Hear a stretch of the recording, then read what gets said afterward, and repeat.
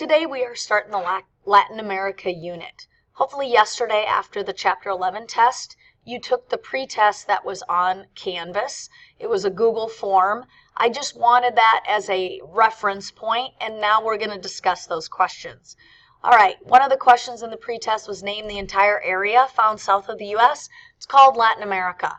It's not called Latin America because they speak Latin, but because those people, we refer them to as Latinos. Latin America is divided into three parts. Middle America, in Chapter 11 they called it Mesoamerica. It's made up of Mexico and Central America. You have the Caribbean islands, which are also called the West Indies, and South America.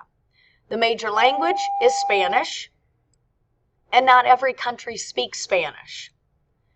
The major religion is Roman Catholic, and once again, not every country practices Catholicism. The two major mountain ranges, Sierra Madres in Mexico and Central America, and those actually split off into two. On the west side, it's the Sierra Madres Occidental, and on the right side, or on the east side, it is the Sierra Madres Oriental. In South America, the Andes, and that runs along the whole western coast of the continent. The longest river in this region is the Amazon River. The Amazon is not the longest in the world, but it's the longest in this region. And the country that settled or colonized most of these countries is Spain. Now, questions 3, 4, and 7 are connected because Spain settled them, therefore they speak Spanish and they practice the same religion of Roman Catholic. Not every country was colonized by Spain, though, and so not all of them practice Catholicism or speak Spanish. For example, Jamaica, Bahamas, Belize, they all speak English. And as a matter of fact, Belize used to be called British Honduras until 1975.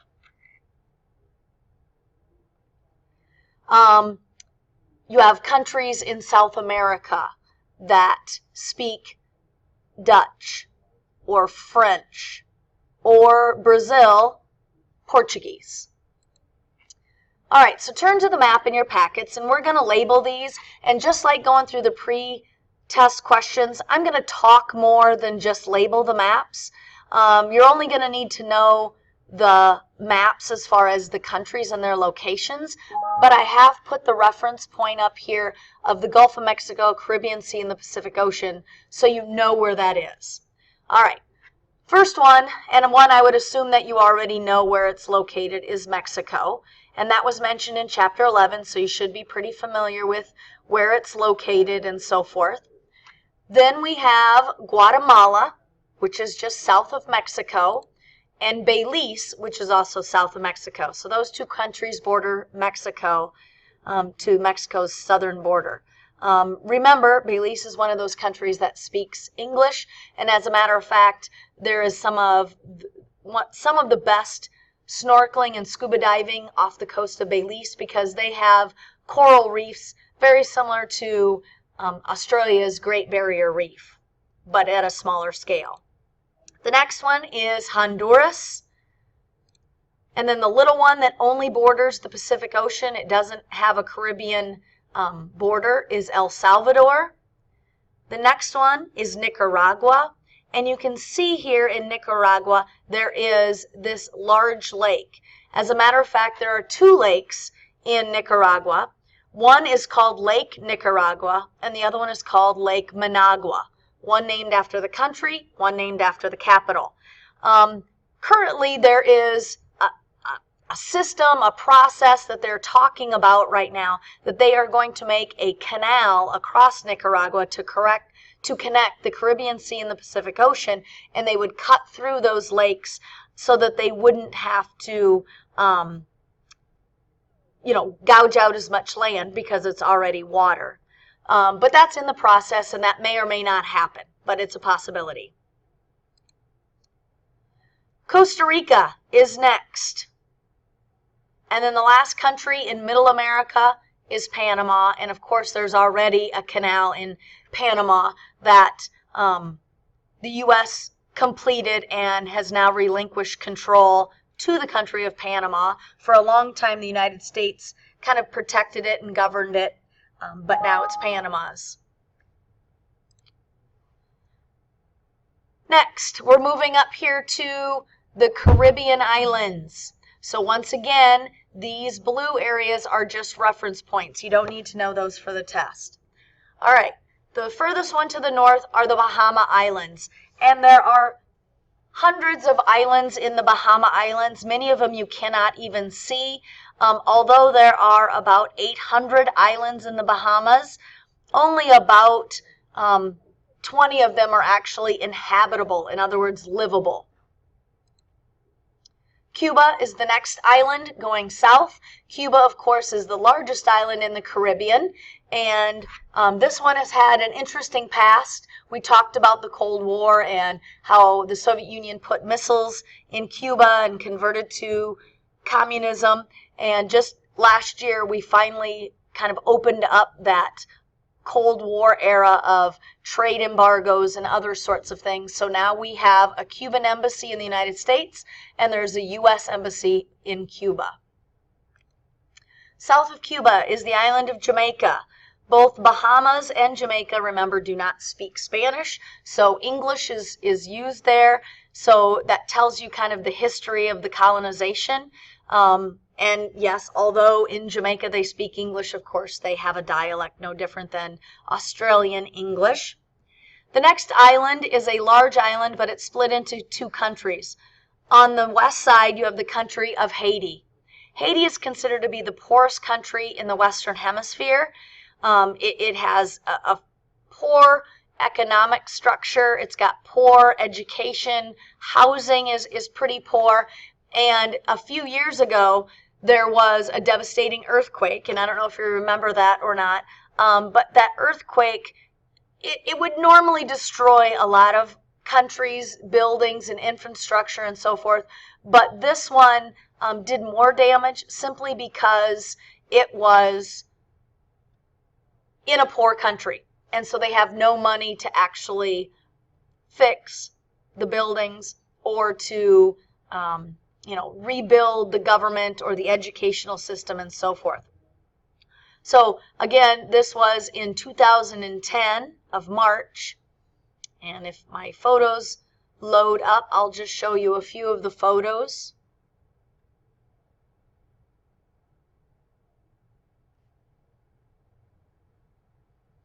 Okay, they appear to not be loading, or at least not fast enough.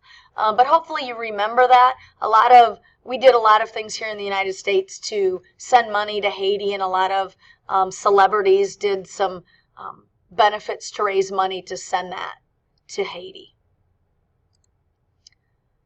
On the west side of the island of Hispaniola is the Dominican Republic. The Dominican Republic is not as poor as Haiti. And as a matter of fact, in 2001, I took a couple of union students to the Dominican Republic in August. And so we're going to just kind of go through some of this information. So the Dominican Republic is on the island of Hispaniola. The capital is Santo Domingo, as you can see here. And the trip that I took were for two agricultural students that were in FFA. So the capital is Santo Domingo. They're 85th largest country in the world as far as population. Area, they're not very big, so they're 131st in the world. They do practice Catholicism. They speak Spanish. Their literacy rate is not horrible, but clearly not as good as the United States at 87%. And their life expectancy, again, is a little bit lower than the United States at 72 and 76. All right, so this is the group that went to the Dominican Republic, and it was an ag trip.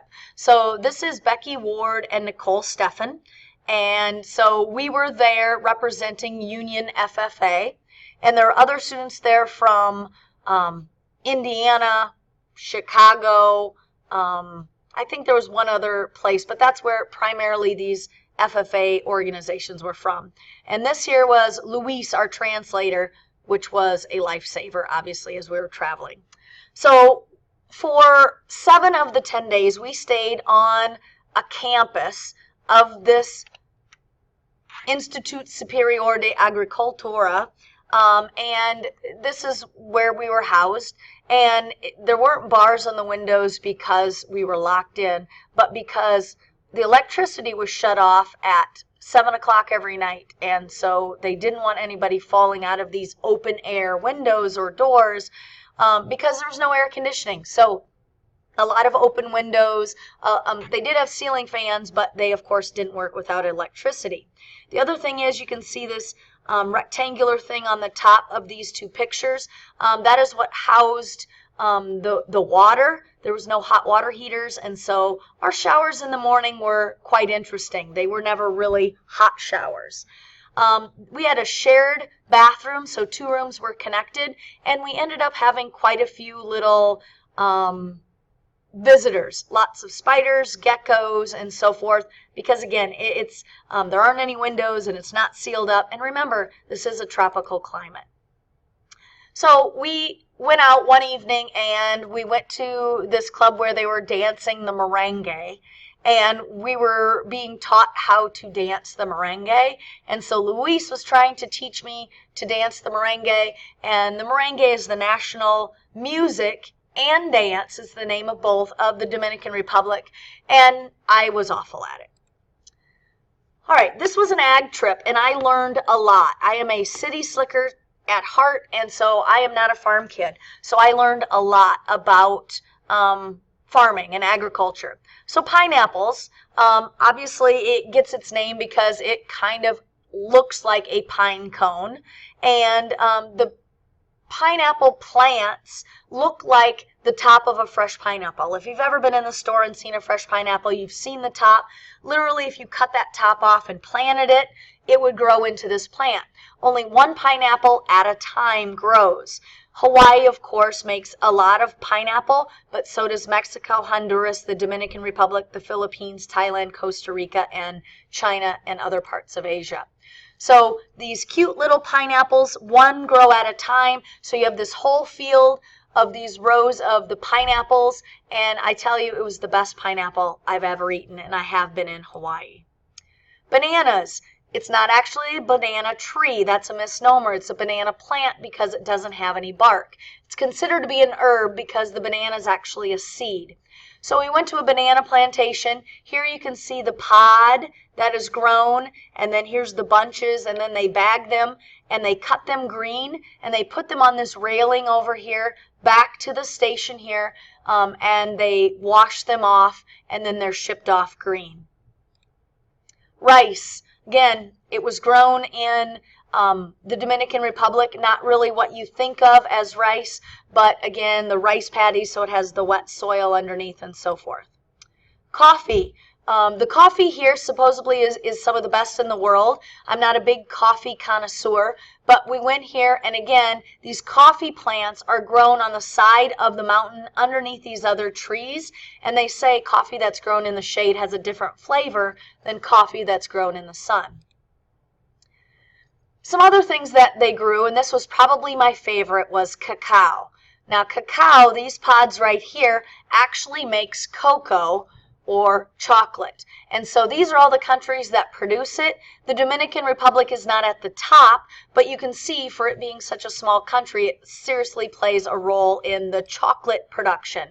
So you pick these pods when they're orange, you break it open and it has this clump of seeds, and you break it off into individual seeds, you roast them, and then they look like this, and then they grind them and add sugar and other ingredients to make what you and I know as chocolate. Fresh coconuts. Again, coconut tree and a palm tree, those are 2 different things. The coconut milk, again, it tastes like water that has had bark soaking in it for a little bit, but it's very healthy for you. And the fresh coconut, not nearly as good as the bag coconut because of sugar. Avocados. They grew a lot of avocados, so we went to an avocado plantation. We went to a rum factory. Brugal is the rum that they make in the Dominican Republic. They do not export it because they drink it all themselves. But it's used from pressed sugar cane. So we saw the whole factory from seeing the sugar cane to seeing it being pressed to seeing it being bottled and labeled. Cigars, obviously Cuban cigars are most well known, but Dominicans are also well known. This is the Cuban or the Dominican cigar factory, and it was all done by hand. This was a huge business because you have to have a lot of people to do